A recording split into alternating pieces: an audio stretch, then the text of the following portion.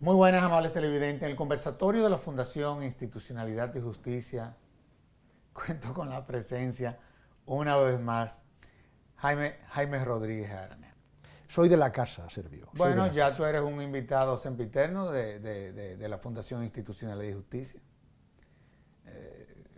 Son 3 los programas ya que hemos hecho este año, de la casi decena que en los últimos años hemos podido tú y yo grabar. Así que en nombre de la Fundación, y bueno, y en el marco de esta jornada que se la dedicamos a nuestro maestro Alan Brewer Caría, gracias por haber atendido primero a la invitación de la jornada. Encantado, encantado. Que ha resultado ser una de las jornadas más monumentales que yo haya habido y que vayan dirigido al derecho administrativo y al derecho público en general. Y también que haya correspondido la invitación a tu conversatorio. Eso es un placer y ya forma parte de lo más importante que hago cuando vengo a la República Dominicana. Bueno, yo creo que conjuntamente con Olivo son los padres del administrativismo aquí local. Ya tú lo eres de Iberoamérica, eres presidente del foro, eres el presidente del foro iberoamericano. Y cada vez que se presenta la oportunidad, todos te elegimos a unanimidad. O sea pero es un emprendimiento colectivo y es una tarea colectiva. Es que cuando las cosas marchan bien, es mejor dejar que las cosas se sigan desarrollando. Pero bueno, nos convocó este congreso y tú trataste muy bien todo lo que es el Estado social, democrático, de derecho. Y hablaste inclusive de los pilares sobre los cuales se sustenta esta corriente moderna sobre la cual se fundamentan las constituciones latinoamericanas, en fin. Y bueno, me gustaría un tanto como para que compartiéramos con los televidentes un poco de qué se trata ese concepto. Haber pasado de una constitución liberal a ahora un Estado social, democrático y de derecho. Y sobre todo, cuáles son los pilares que sustentan esa visión. Con mucho gusto. Mira, cuando hablamos de pilares, de fundamentos, de basamentos, columnas vertebrales, tenemos que hablar de la filosofía. Evidentemente que sí. Y mira, hace unos meses, en un evento parecido a este, en otro país americano, hubo un debate entre administrativistas, filósofos del derecho y constitucionalistas. Y algunos de los que allí estaban, que tú conoces muy bien, se permitieron un símil, una imagen que a mí me pareció muy certera, y es la imagen de un edificio que cuando se quiere construir se empieza por la zapata. La zapata, que tiene que estar sólidamente Obviamente organizada para que luego los embates climatológicos... Pero luego la zapata de un arquitecto, ¿verdad? Un arquitecto que hace el diseño institucional. Pero además hace falta alguien que le dé vida al edificio, que los ascensores funcionen, que el agua funcione, que la electricidad funcione, que estén los servicios correspondientes. Y entonces tenemos la filosofía, la Constitución, que es el diseño, y el administrativista, que es el que le da vida y que hace que el edificio tenga las condiciones para la vida digna. Entonces, ¿cuáles son esos fundamentos, los pilares? Yo esta mañana se lo decía compartiendo con los colegas dominicanos que, déjame que lo diga aquí, ves que la gente tiene conocimientos y tiene interés y te escucha con atención, cosa que es muy de agradecer y no se encuentra en muchas partes de América, ¿eh? Entonces, dicho esto, pues mira, los que son para mí las columnas vertebrales, los fundamentos son 5. Juridicidad, separación de los poderes, que esto, en el momento en que estamos en las partes del mundo, hay muchos problemas, reconocimiento de los derechos fundamentales de la persona, individuales y sociales, solidaridad, que fue la gran conquista después de la Segunda Gran Guerra en Europa, la dimensión social del Estado y la asunción por parte del Estado de muchos servicios dirigidos a la mejora social de los habitantes, y participación. Estos 5 creo que son los 5 elementos estructurales sobre los que descansa. Luego la Constitución, sobre ellos, establece este modelo que ahora con tanto éxito tenemos en muchas partes del mundo, que es el Estado social y democrático de derecho, y luego viene el administrativista, que viene a las instituciones darles vida Porque como se ha dicho desde hace mucho tiempo, y es una gran verdad, el derecho administrativo lo que hace es concreta los valores de la Constitución a la realidad cotidiana. Y en ese sentido, no es que sean unos más importantes que otros, todos somos importantes, cada uno en su parcela. Cada uno en su parcela. Sí. Se pudiese decir, por ejemplo, que cuando tú te refieres a la filosofía, yo pudiese interpretar lo que esa visión filosófica o el contenido filosófico sería fundamento, la parte que tiene que ver con el constitucionalismo sería el dogma, y la parte que tiene que ver con lo administrativismo sería lo pragmático. Sí, está muy bien visto. Sería así. Está muy bien visto, y en el fundamento yo creo que es interesante situar en el centro del fundamento, también lo hemos hablado esta mañana, la dignidad del ser humano. Evidentemente que sí. Yo, fíjate, creo que una persona que vino aquí, venía con mucho gusto a Regulado hasta que falleció, José Luis Meilán, falleció este 26 de junio. Bueno, era un hombre muy querido, lo hemos tratado. Todos nosotros. Yo lo he recordado esta mañana reiteradamente porque he aprendido mucho derecho con él. Él me decía, hablando de la dignidad humana, me decía, mira, Jaime, la dignidad humana es un principio no solamente filosófico-ético, que lo es, sino que tiene tal dimensión jurídica que es el derecho mismo, es la dignidad humana. Y por lo tanto, tiene tal calibre, tal relieve, tal importancia, que la dignidad humana se levanta y se yergue, decía él, soberana, todopoderosa y omnipotente frente a cualquier embate del poder político, financiero, económico, de cualquier naturaleza que la quiera derribar. Es una frase que yo... Es monumental, ¿eh? Sí, es una lapidaria. Es lapidaria. Pero es para poner en un marco, y que no nos olvidemos a la hora de diseñar instituciones, de aplicar instituciones. Los juristas, los del Poder Legislativo, los del Poder Judicial, el Poder Ejecutivo, tienen que tener presente esa frase, creo. Sí, pero yo quisiera seguir en esa dimensión de la dignidad y la solidaridad, que no dejan de ser o tener un componente filosófico que va más allá de la distancia. Cuando tú, evidentemente, de que la dignidad, inclusive cuando tú lees transversalmente la Constitución del 2010, te aparece, yo creo que en cada uno de los artículos, claro, de la parte dogmática de la Constitución.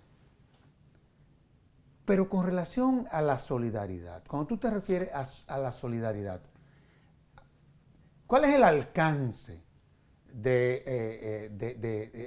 a la solidaridad que tú te estás refiriendo? Mira, la solidaridad es un principio como el de la subsidiariedad, que es un principio que diseña y constituye lo que llamamos el Estado, la teoría del Estado, el Estado social, subsidiariedad y solidaridad. La solidaridad tiene muchas dimensiones: personal, colectiva, institucional, estatal. Yo me refiero, en términos de modelo del Estado social, al empeño común de las instituciones y de los ciudadanos por comprometerse con el interés general, saliendo de visiones restrictivas o de visiones fragmentarias que buscan única y exclusivamente el interés particular, sea el de la institución, obviamente, sea el personal de una empresa, el personal de uno mismo como ser humano. Y esto es lo que yo creo que en este momento a nivel planetario nos está fallando, y es que nos cuesta mucho conectar y entender lo que yo llamo libertad solidaria. Libertad solidaria. Claro. Creo que alguna vez hemos hablado de este tema. Sí, pero no en esta dimensión, honestamente hablando. Lo hemos hecho a vuelo de pájaro. Pero quiero real y efectivamente en esta ocasión desarrollar todo esto. Y me sigo quedando con la bendita solidaridad. Porque como tú decías, es lo que está haciendo falta. O sea, ya inclusive desde el Estado, esa solidaridad a la que se aspira o la que de una u otra forma es a la que las constituciones se refieren, digámoslo así, muchas veces se ve atentada por modelos políticos que se instalan en países como los nuestros. Me refiero al clientelismo. ¿Sabes cómo yo le llamo eso en términos técnicos? Estado social o del bienestar estático. Sí, pero sucede estático. Sí, pero la solidaridad no se fundamenta sobre la base de la misericordia, es sobre la base de la justicia. No, por supuesto. Es sobre la base de la justicia. Por supuesto, Entonces, esa solidaridad sobre la base de la misericordia. Pero eso empobrece, entre comillas, a los pueblos. Sí, y empobrece no a los pueblos. lo empobrece. Porque la solidaridad, como acción del Estado social, debe de levantar la iniciativa de los ciudadanos a hacerles incluso mejores como seres humanos que se comprometen con el conjunto. Claro, aparte de que lo empobrece, le genera ignorancia, esa es la verdad. Ahora, tú hablabas de la división de poderes. Y ya para terminar con la bendita solidaridad. No, porque es que vamos a tener que volver a Platón y Aristóteles. Ya yo llegué a esa conclusión. Vendría nada mal. No, porque eso fue Esas son lecturas necesarias. Es que eso fue lo que nos pasó, o sea... Dejamos de leer a los clásicos. Eso fue lo que pasó. Y yo sostengo a Séneca, a todos esos griegos y filósofos que fueron los que construyeron el conocimiento por los siglos de los siglos. Porque también hasta el propio conocimiento tiene sus fundamentos y la forma de transmitirlo. Yo creo que quedó claro el tema de la solidaridad. Y para que tú veas, cuando uno lee la Constitución nuestra, el componente de solidaridad te sale, te da en la madre. Porque es un Estado social. El mismo preámbulo de la Constitución Dominicana, uno de sus componentes fuertes, está el de la dignidad, pero también te aparece la solidaridad de una manera porque la solidaridad, si la dignidad no atiende a la solidaridad, no es dignidad. Evidentemente. Pero tú hablabas de la separación de poderes. Eso es complicado. Eso es muy complicado. Bueno, es complicado y sencillo. Por una parte complicado y por otra parte fácil. Es complicado cuando no se asume que cada poder tiene que cumplir las tareas que le corresponden, porque hay una tentación desde el Poder Ejecutivo normalmente de ir penetrando, invadiéndolo todo. Eso es una tendencia que la podemos encontrar en todos los países que queramos mirar. Sí, pero todos estamos sometidos a un orden. Bueno, todos estamos sometidos a un orden. Y el derecho lo que plantea es que cada poder esté concentrado en sus funciones sin interferencias, sin intentar invadir y sin intentar menos agredir y respetando el legítimo funcionamiento de los poderes del Estado. Y por eso es una de las grandes asignaturas pendientes que tenemos, que a pesar de que vamos en 2018, creo que en este punto a nivel planetario estamos retrocediendo. Quería llegar ahí a lo de la separación de los poderes, porque muchas veces solamente nos enfocamos en esas prácticas que se instalan desde el Ejecutivo. Pero también hay prácticas que se instalan desde otros poderes. Bueno, el activismo judicial. Ahí voy. O el legislativo que intenta dominar y controlar a través de consejos del Poder Judicial. Claro. Que reproduce las cámaras parlamentarias a los jueces. Pero vamos al activismo judicial. Es un tema difícil. Sobre todo en la rama del derecho administrativo. Y como también desde el Poder Judicial jueces se convierten no en juzgadores, sino en legisladores. Sí. ¿Cómo tú evalúas eso? Porque eso lo manejas muy bien, aparte de que tú en todo lo que fue tu vida pública. Bueno, he sido legislador, he sido del Poder Ejecutivo y he sido del Poder Legislativo. Tú has estado en los tres. Y, o sea, tú y tienes una visión también, integral. Sí. En unos menos que en otros, pero sí. Sí, pero tú has podido ver y has podido ser testigo de cómo se comportan quienes están ¿Y sabes dentro. ¿Desde qué poder uno cree que tiene más poder? Esto le va a sorprender a algunos de nuestros televidentes. Porque la gente piensa que normalmente el poder es el poder ejecutivo, que tiene el presupuesto. O mucha gente piensa que el poder es estar en el Parlamento. No. Yo los 2 años que fui magistrado de la Corte Suprema de Eso Canarias, sí es poder. Yo experimenté, y por eso el juez tiene que tener un autocontrol. Por supuesto que el juez cuando está en una sala es más fácil ese control que cuando es un juez unipersonal, ¿verdad? Pero el juez cuando imparte justicia tiene que tener muy claro no solamente qué es lo que debe hacer, haciendo la aplicación de la norma, sino también analizando las consecuencias de esa aplicación del derecho. Y esto no es que sea una limitación de su función, sino que es propio de una sociedad y de un mundo que tiene límites, porque pretender que no hay límites Eso es absolutamente ilusorio, porque la realidad te demuestra continuamente que hay límites. No. Y más cuando se tiene poder, ¿eh? Cuando se tiene poder es cuanto más límites uno tiene. Claro. Ahora, no, estoy totalmente de acuerdo contigo. Me alegro. Yo, evidentemente, no hay una cosa a la que yo más miedo le tenga que un juez. Una sentencia es un acto de poder. Por eso, y es tan así, tú y yo lo sabemos, que en los tribunales constitucionales las sentencias de los órganos jurisdiccionales de las Cortes Supremas están sujetas a revisión, porque son actos de poder. Sin embargo, ser juez, yo te quería llevar ahí, de una manera... Pero tú querías que entre el activismo. Sí, en el Vamos activismo. Vamos a entrar. Y te voy a decir por qué. Vamos a entrar. Porque tú has venido en un momento en donde tenemos que tener bien claro este tipo de situaciones que muchas veces se dan en países como los nuestros. Nosotros estamos inmersos en el proceso de selección de jueces de Suprema Corte de Justicia y jueces del Tribunal Constitucional. Y uno lo que aspira es a que quienes lleguen ahí tengan la conciencia, porque una cosa, primero que sean juristas. Sí, que tengan los conocimientos. No, que sean juristas. Propios de la función. Sí, que los sean juristas. mínimos tienen que tener. A mí no me meta... Si quieren estar vinculados o pudieron haber estado vinculados a determinada fuerza política, eso es otra cosa, pero fundamental que sean juristas. Pero tú sabes muy bien que ser juez no solamente basta con que tú seas un buen jurista. Ahí entra todo lo que tiene que ver con, inclusive hasta tu estabilidad emocional. Sí. Oye, y un compromiso inquebrantable con los fundamentos del Estado de Derecho. Inquebrantable. Si no serás un buen juez. Y ahí voy. Tú sabes que muchas veces existe la presión mediática. Sí, claro. Bien. Y muchas veces... la tentación del juez estrella que hemos visto, por ejemplo, en Italia y en España de forma... No, pero de por Dios. Preocupante. De por Dios.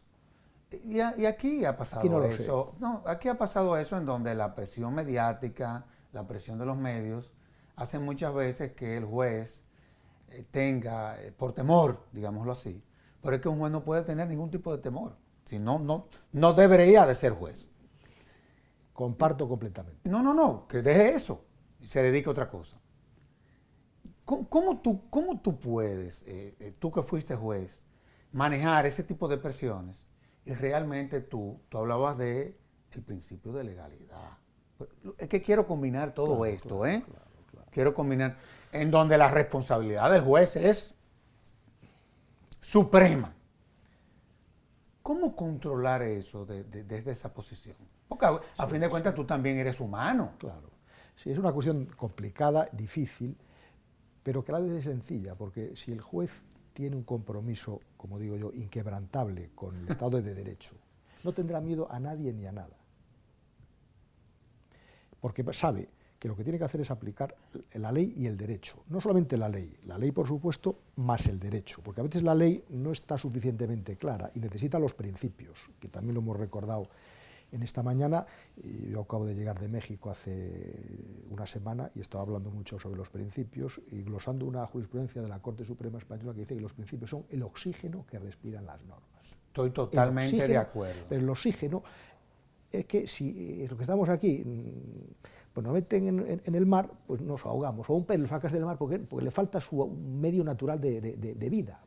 Entonces las normas necesitan de los principios, y los principios están, como su propio nombre indica, antes de la norma, pero están acompañando a la norma desde su proceso de elaboración, de interpretación y de aplicación de la norma. Y hay que tenerlos presentes, porque eso es lo que, esta mañana también lo he incoado, no he podido entrar mucho en ello, esa gran batalla intelectual que hablaba un profesor alemán, Hermann Heller, en los años 1930 en Alemania, de la lucha para que el Estado de Derecho no se petrifique en la forma, sino llegar al Estado de justicia, el Estado material de derecho. Entonces la juridicidad va en esa línea, la aplicación de la ley y del derecho, y por eso el juez tiene que conocer muy bien la jurisprudencia de conceptos, de intereses, la ponderación, todo eso se supone que lo conoce, pero luego tiene que tener la gallardía y la valentía cuando llega el momento del caso concreto.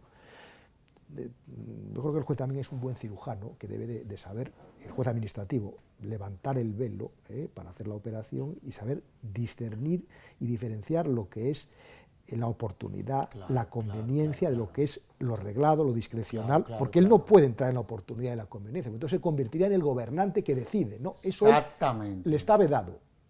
Pero lo demás tiene la obligación de comprobar si eso está adecuado al ordenamiento y pronunciarse. Creo que las experiencias iberoamericanas o latinoamericanas de activismo, a la larga, son malas. Otra cosa, insisto, otra cosa es que una decisión negativa, o sea, una omisión, cuando se declara, Bueno, ya eso, claro. Ya supone automáticamente una obligación de hacer, evidente. Claro, ¿no? claro. Pero eso no quiere decir que el juez gobierne, y menos algunos países donde los jueces se permiten la lindeza de decir cómo, cuándo y en qué condiciones hay que hacer una política pública. Eso. Ya sé que es un tema delicado. Muy delicado. Pero en Europa nos escandaliza esto, ¿eh? Pero a nosotros también nos escandaliza. Eso está muy de moda en América Latina, ¿eh? Sí, porque se cree que el juez es el justiciero universal. No, pero eso es un populismo también. Bueno, pues el judicial. justiciero universal y populismo y demagogia judicial Sí. Van de la mano. Ahora, tú eres experto en derecho público. Tú dices que eres administrativista, pero tú manejas los conceptos, Bueno, fundamentos del es que los juristas, constitucionalismo. por encima de todo, somos humanistas. Por encima de todo somos humanistas. Sí, Si sí. no, no podemos ser juristas. Sí, sí, sí. ¿Estamos de acuerdo? Totalmente de acuerdo.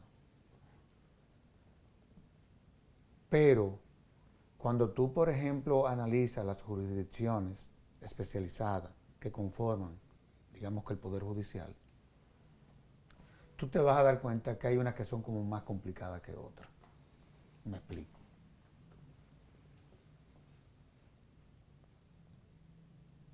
Por ejemplo, la jurisdicción contenciosa administrativa.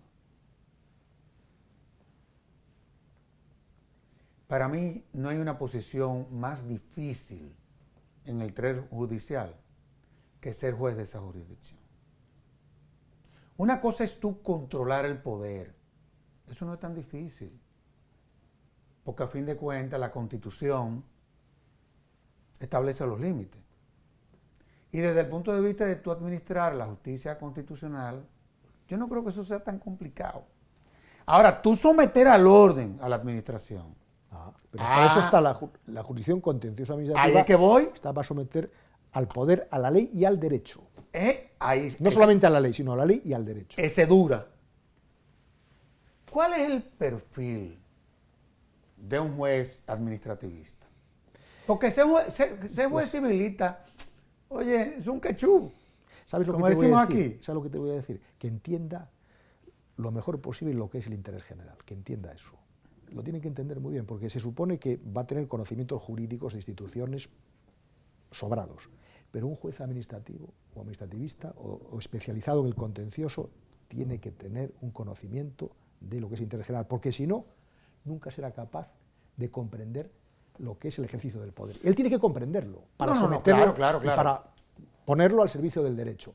Pero, insisto, esta mañana ha habido unas preguntas muy interesantes, no sé si se presentaron como jueces, unas preguntas muy interesantes sobre la cuestión de pues cómo se aplica lo que es el interés general en un caso. Y yo les dije con toda modestia que es que el caso mismo, mi experiencia de los 2 años de juez es que si tú estudias bien un expediente, el expediente desprende el aroma de la justicia o de la justicia. Claro. Pero para eso hay que remangarse, estudiar el expediente y tener un conocimiento cabal del ordenamiento, pero conforme vas mirando el expediente te vas dando cuenta de las cosas. Pero para eso, Jaime, tú tienes que manejar muy bien los principios.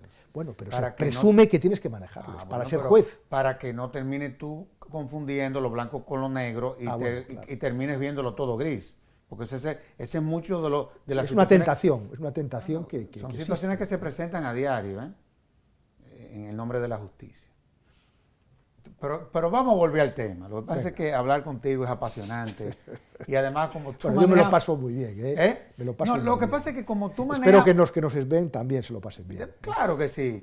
Lo que pasa es que como tú manejas también y con tanta destreza los principios sobre los cuales se sustentan las ciencias jurídicas, digámoslo así, es muy difícil uno hacer una entrevista contigo, No, hombre, que uno se limite como al tema que uno preparó para hacer el programa. No, olvidémonos de eso.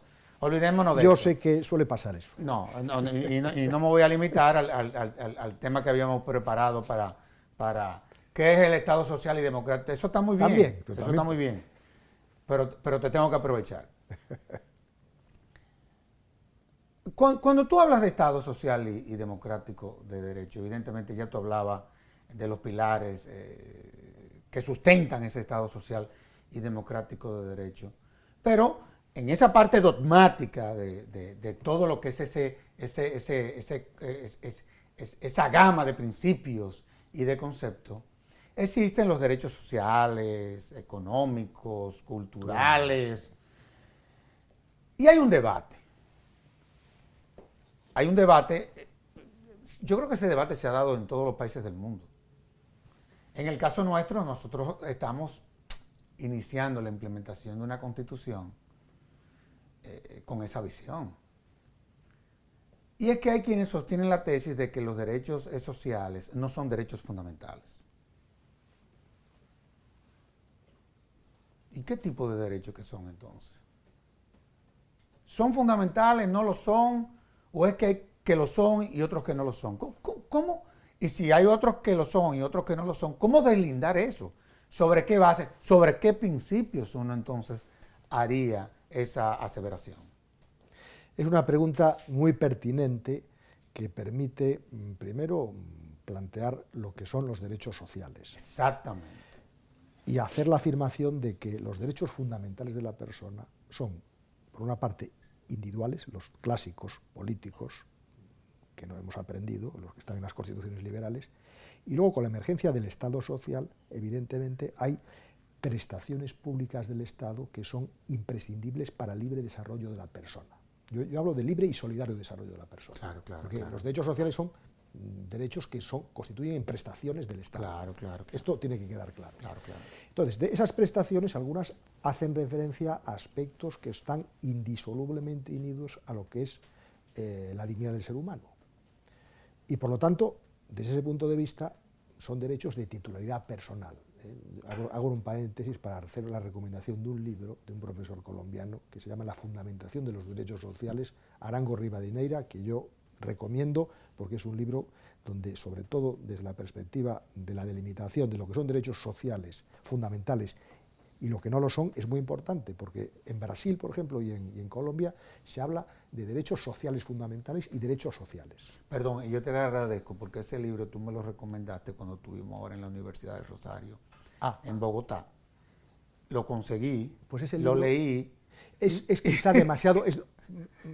Es de filosofía del derecho, pero yo creo que hace falta manejar estos conceptos para darse cuenta de que hay muchos derechos. Por ejemplo, el derecho a la seguridad social. ¿Es un derecho fundamental o no es un derecho fundamental? Pues yo creo que es un derecho fundamental. Y eso que mi Constitución, la del Reino de España, que está un poquito atrasada, que es del año 78, ahora cumple 40 años, los derechos sociales los recoge en un capítulo que se titula así, de los principios rectores de la política social y económica. Y habla del derecho al medio ambiente, pero no lo pone como un derecho fundamental. ¿Por qué? Porque en ese momento no se entendía que esos derechos deberían de tener las consecuencias jurisdiccionales de protección que tienen los derechos fundamentales, porque al final la diferencia entre unos y otros estriba en la protección jurisdiccional, que no es la misma la de un derecho subjetivo que la de un derecho fundamental. Estamos claros. Y Alexis decía, ¿cuáles son los derechos fundamentales? Pues aquellos derechos subjetivos que no están al albur de las mayorías. Entonces, si empezamos a ver, claro que hay muchos derechos sociales que son fundamentales. El derecho a la seguridad social, claro que lo es, pero es que el derecho a la seguridad social incorpora muchos derechos a prestaciones sociales que están incluidos directamente en ese derecho fundamental y que a lo mejor no hay por qué todos y cada uno de ellos calificarlos como derechos fundamentales. Como pasa, por ejemplo, un tema que a mí, no es que me quiera ir del tema, pero es para que nuestros amigos y amigas lo entiendan, si es posible, un poco mejor. El derecho a la buena administración, ¿es un derecho fundamental? Claro que es un derecho fundamental. Pero el derecho a la motivación de la potestad discrecional ¿es fundamental? Bueno, es fundamental en la medida que forma parte de ese derecho a la buena administración. Porque si empezamos a hacer listas interminables de derechos sociales, ¿qué ocurre? Eso va a ser una fuente de confusión. Porque va a haber alguno que no lo pongas. Claro. Entonces hay que confiar en el juez, en su capacidad. Los alemanes lo han hecho muy bien y Arango lo explica fantásticamente en su libro, cuando dice, ¿por qué los alemanes, sin que la Constitución de Bonn, la de Weimar era más social todavía, pero la Constitución de Bonn no lo diga, porque los jueces alemanes de la Corte Constitucional, que son grandes juristas, han entendido que hay una cosa que es la cláusula del Estado social y la dignidad de la persona. Y de ahí, a través de la ponderación y de la argumentación, van deduciendo lo que es. Porque si nos metemos en listas interminables, eso es complicado. Es complicado y nunca vamos, y siempre habrá más. En cambio, hay que confiar en que de unos principios y de unos derechos, pues lógicamente se vayan a derivar con un ejercicio racional y argumentado a través de esos principios. Por ejemplo, el mínimo existencial digno. Eso lo construyó la jurisprudencia de la Corte Constitucional Alemana a través de casos en los que la Corte Constitucional entendió que ahí, claro, que había en juego una cuestión de necesidad para la vida de una persona, o por lo que dice la jurisprudencia colombiana, los derechos de conexión con el derecho a la vida. Correcto, ¿no? Entonces, yo creo que no hay que complicarse la vida. No nos compliquemos tanto con listas. Claro, porque las listas, aparte que nunca vamos a cosificar la realidad. Yo en esto soy tradicional y clásico y siempre digo, mire, el derecho romano hemos de volver una vez y otra vez a los viejos principios, a los viejos derechos y a la claridad normativa, a la certidumbre, a la buena fe, al principio de proporcionalidad, todo eso. Desde el frontispicio de la dignidad de la persona y de la cláusula de Estado social, que la cláusula de Estado social no es más que, como dice también la Constitución de su país, de la República Dominicana, que los poderes públicos promoverán las condiciones para que la libertad y la igualdad sea real y efectiva, removiendo los obstáculos que impidan su cumplimiento. Eso lo hemos heredado en Europa de la Constitución italiana del 47, lo que llaman ellos la cláusula de transformación social, y eso tiene unas consecuencias, porque la Constitución que dice que esos principios impregnarán la acción de los tres poderes, del poder legislativo, judicial y ejecutivo. Por lo tanto, con esos elementos, con esos mimbres, podemos construir un Estado social. Si nos empezamos a complicar la vida con listas interminables, con derechos que no se sabe si son derechos o son posibilidades, pues creo que no estamos ayudando a la gente, a los ciudadanos, que es lo que esperan de nosotros. No hay duda de que eres un administrativista. No. Eres un administrativista. Sí, porque... He estudiado, he escrito un libro de más de 500 páginas sobre derechos sociales y derecho administrativo. Pero sí, pero tú sabes que alrededor de estos derechos se construyen una serie de mitos también. Y yo lo que estoy viendo es que tú estás siendo bien pragmático en cuanto a cómo se debe de interpretar todo esto. Y honestamente hablando, te felicito. Y prudente, obviamente, porque es jurisprudencia.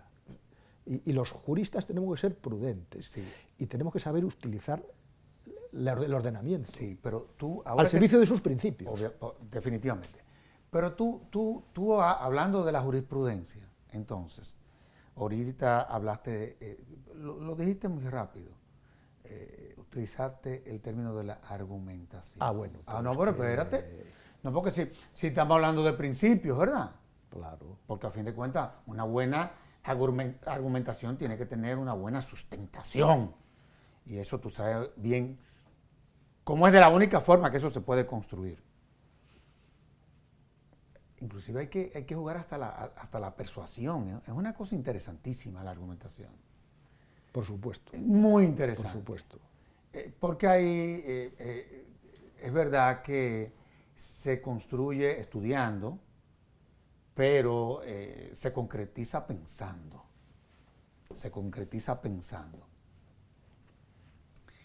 Desde el punto de vista de esa visión pública del derecho, y vuelvo a lo administrativo, a la jurisdicción, a lo de los jueces de la jurisdicción contenciosa administrativa, es muy difícil deslindar en esa jurisdicción.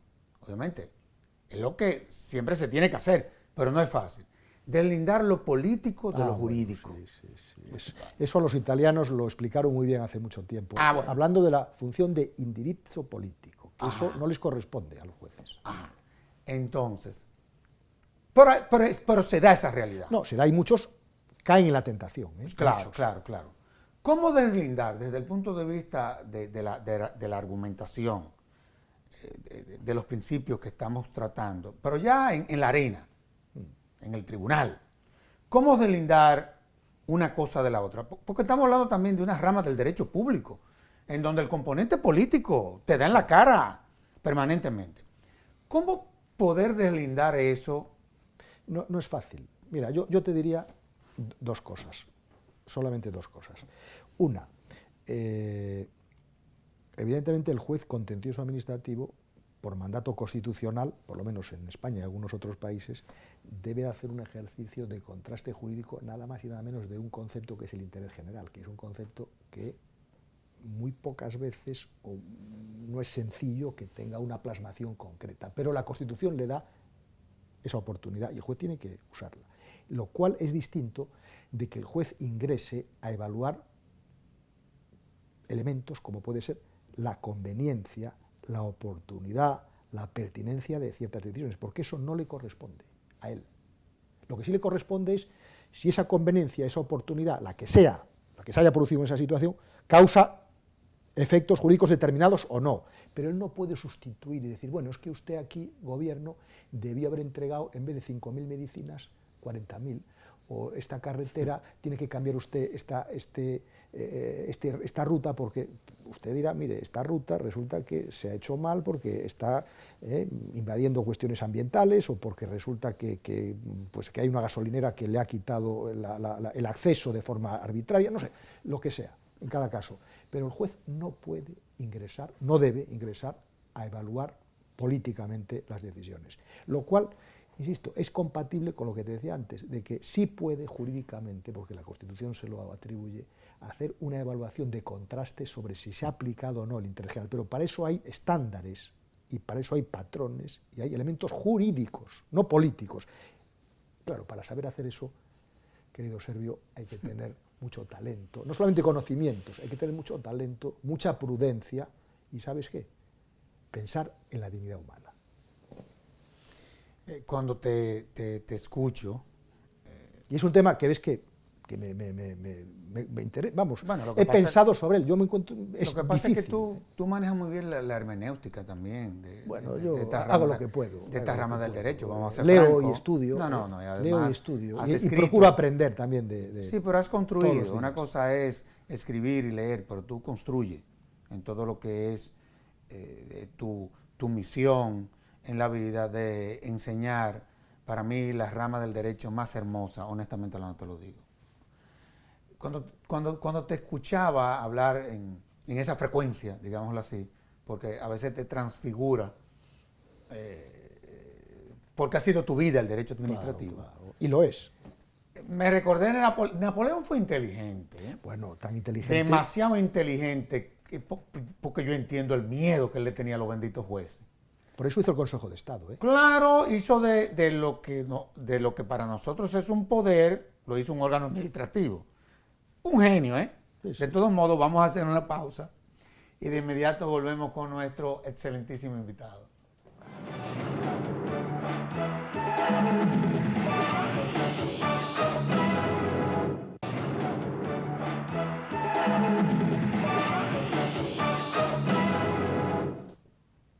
Jaime, la verdad es que es apasionante hablar de derecho contigo. Es una cosa fascinante, o sea, digo, porque hablamos de problemas reales, de la vida misma. Sí, pero ¿no? que tú fundamentas. Es una forma de entender la vida también. Juez. También es una forma de entender la vida. No, pero fuiste juez. Sí, eso te marca, quieres o no te marca. Pero hay un tema que tú manejas con mucha destreza, que es la actividad discrecional de los entes públicos. Que ese es un tema, ¿eh? Bueno, sabes que Huber, un jurista suizo, decía que el gran tema, el caballo de Troya del derecho administrativo es la discrecionalidad, de los poderes discrecionales. Cuando tú hablas de ahí estamos jugándonos la corrupción, la lucha contra la corrupción. Por ahí voy, que es el tema universal en la actualidad. Sí, así es. Se ha presentado en Europa, sí. en Asia, el continente americano, se ha llevado varios presidentes de encuentro. ¿De qué es de lo que se trata cuando hablamos de la discrecionalidad de los actos públicos? Pues mira, podemos hacer una aproximación muy academicista y muy técnica, que es la siguiente, la que viene en los manuales al uso sobre la discrecionalidad, que dice que la discrecionalidad es el espacio de deliberación, de apreciación, de valoración, de evaluación de que dispone el titular de un poder público para tomar una decisión de entre varias posibles y legales, seleccionando aquella que mejor se ajuste al interés general. Eso es lo que aparece en los manuales desde hace muchos años. Mira, yo con mis conversaciones con nuestro amigo común, José Luis Meilán, que descanse en paz y que se merece lo mejor, él siempre me decía, Me mira, gustaba mucho de él, este tema le su gustaba. visión economicista del derecho administrativo. Tenemos que hacer un programa sobre eso, porque yo sé que tú manejas eso. No nos metamos en eso ahora. No, pero ahora, si seguimos en la discrecionalidad, él me decía, mira, Jaime, eso está muy bien, pero el poder discrecional del juez no es para seleccionar, calcular, evaluar, no, es para tomar una decisión que a su juicio sea justa, y esa es una sola, no es elegir de una de varias, porque cuando el poder administrativo intenta hacer un cálculo, una apreciación, a veces, no siempre, pero a veces, esa evaluación y ese cálculo o es un ángel, cosa que normalmente no somos ángeles, ¿no? Yo le digo a los chicos en la facultad, mira, Laura Pausini decía, tiene una canción que dice, no somos ángeles, no nos caímos del cielo, aquí somos seres humanos con nuestras limitaciones, nuestras pasiones, nuestras restricciones. Bueno, entonces, el poder administrativo discrecional, la potestad discrecional, tiene que hacer un esfuerzo para adoptar la decisión justa y adecuada en ese caso. Y si le damos demasiadas posibilidades, a veces ocurre que se esconde, o la discrecionalidad es el manto sobre el que se recubre la corrupción. Porque, vamos a ver, los poderes discrecionales también se ha dicho en los manuales, está que es el espacio donde se produce más corrupción. La Unión Europea ha dicho hace unos años que hay 3 grandes causas de corrupción: contratos, urbanismo y financiación de los partidos políticos. Contratos, la potestad discrecional de seleccionar el contratista. ¿Por qué genera tanta corrupción? Porque no se aplican los principios y porque se piensa que el que manda puede hacer lo que le viene en gana. Y le voy a decir al técnico, mira, la decisión es A, revístela como puedas, pero A, esta empresa es la que tiene que tenerlo. No me digas cómo, pero dame la solución. Bueno, eso que pasa, porque no somos tontos y estamos en la vida, sabemos que eso pasa. Bueno, pues para evitar eso, ¿qué hay que hacer? Pues para evitar eso, y por eso es una de las formas de luchar contra la discrecionalidad, para que no degeneren arbitrariedad. Porque la arbitrariedad, ¿qué es? La arbitrariedad es, como decía John Locke, un filósofo, volvemos a la filosofía, es la ausencia de la racionalidad. Claro. O sea, la discrecionalidad tiene que estar siempre presidida por la racionalidad, porque el derecho administrativo, esto nuestros amigos y amigas que nos ven lo entenderán muy bien, tiene 2 patas. Uno es la razón y otro es la justicia. Y la discrecionalidad, donde nos jugamos y ventilamos aquí el tema, es la racionalidad. Por eso, cuanto más extensa e intensa es la discrecionalidad, más extensa e intensa es la racionalidad. Claro. Y hoy en día hemos mejorado mucho en los test de racionalidad. Los jueces hacen ejercicios donde la democracia está más asentada realmente de consideraciones contrastadas sobre test de racionalidad y permiten controlar mucho la discrecionalidad. Donde se permite pues que una selección de un contratista se diga pues que se selecciona A porque tiene 30 puntos, muy mal, porque 30 puntos, ¿por qué? Pues porque 10, resulta que el pliego ha dicho que tiene que haber no sé cuántos ingenieros de caminos con esta formación, porque 5 puntos porque esta empresa tiene que acreditar 5 actividades exitosas de esta materia, 2 puntos porque los materiales resulta que son de primera calidad y no de segunda, porque las especificaciones, o sea, el derecho administrativo es un ordenamiento y es un derecho que tiene mucho que ver con la realidad concreta, justificada, detallada, y cuando se hace eso no hay ningún problema. O sea, cuando los pliegos de un contrato, las referencias son claras, precisas y concretas, no pasa nada. Cuando los pliegos son referencias genéricas, abstractas, para que entre cualquier cosa, pues tenemos la siembra de la corrupción. Entonces, la discrecionalidad, yo confirmo lo que dice este profesor Huber, de que es donde nos jugamos no solamente la corrupción, el Estado de Derecho, la calidad, porque no solamente tenemos que estar en un Estado de Derecho, de calidad, tenemos que aspirar a que haya un Estado de Derecho de calidad. Ahora, también a ti te gusta provocar a uno cuando tú comienzas a desarrollar tu tema, porque, bueno, claro que sí, porque también me llega la siguiente pregunta. ¿Cómo funciona ese control jurisdiccional administrativo? Y te voy a decir por qué.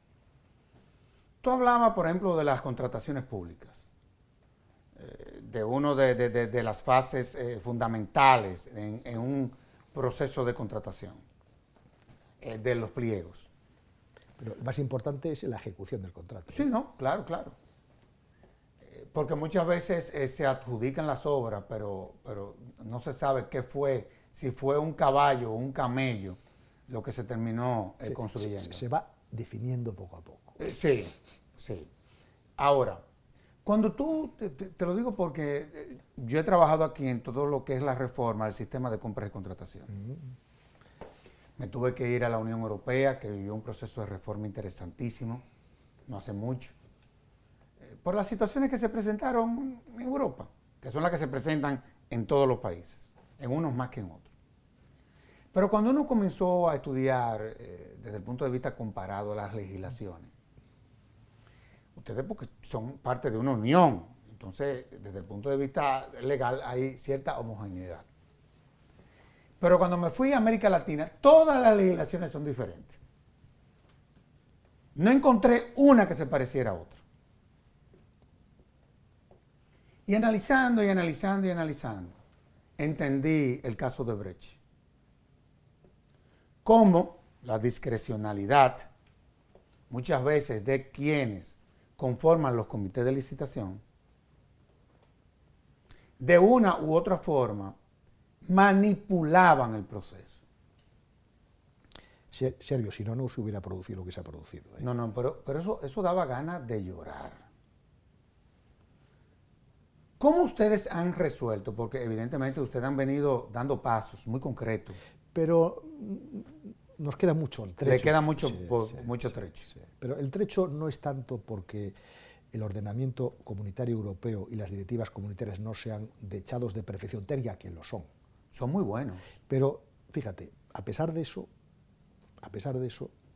se despilfarran miles de millones de euros todos los años por todos los países de la Unión en la contratación, no tanto también en prevaricaciones, malversaciones, cohechos, y luego en cuestiones de falta de concreción de la legislación, de procedimientos muy largos. Impresionante. Pero eso es la realidad. Y entonces hay que pensar, si la cuestión no está tanto en la perfección de las normas, que por supuesto es muy importante, sino sobre todo está en que las personas que tienen que aplicar esas normas tengan un compromiso inquebrantable con el Estado de Derecho. No, y que también se creen las condiciones para que la implementación de la norma sea exitosa, porque muchas veces... Y que luego los jueces puedan aplicar el derecho. Evidentemente. Porque entre las cosas que me encontré, ya terminamos, es que las sanciones a las violaciones de esas normas en la mayoría de los países eran de naturaleza administrativa. No había sanciones penales. No había. El caso nuestro no hay sanción penal. Imagínate tú. Gracias. El agradecido soy yo. No, pero la verdad es que has hecho un programa formidable, impresionante. Y te agradezco una vez más en nombre de la Finjus, sobre todo el compromiso que tú has hecho. Saben que me tienen a la orden. Para lo que haga, falta. Has venido... Porque su labor es muy importante para la República Dominicana y para todos nosotros. Ha venido empujando conjuntamente con un grupo, ha venido pujando, ¿no? Todo lo que tiene que ver con el derecho administrativo, pero también crear las herramientas que al final lo terminen garantizando, y eso los dominicanos te lo tenemos que agradecer. Agradecido soy yo. Muchas gracias, Sergio. Y a ustedes, amables televidentes, les decimos hasta la próxima, en donde estaremos en un nuevo conversatorio de la Fundación Institucionalidad y Justicia. Hasta entonces.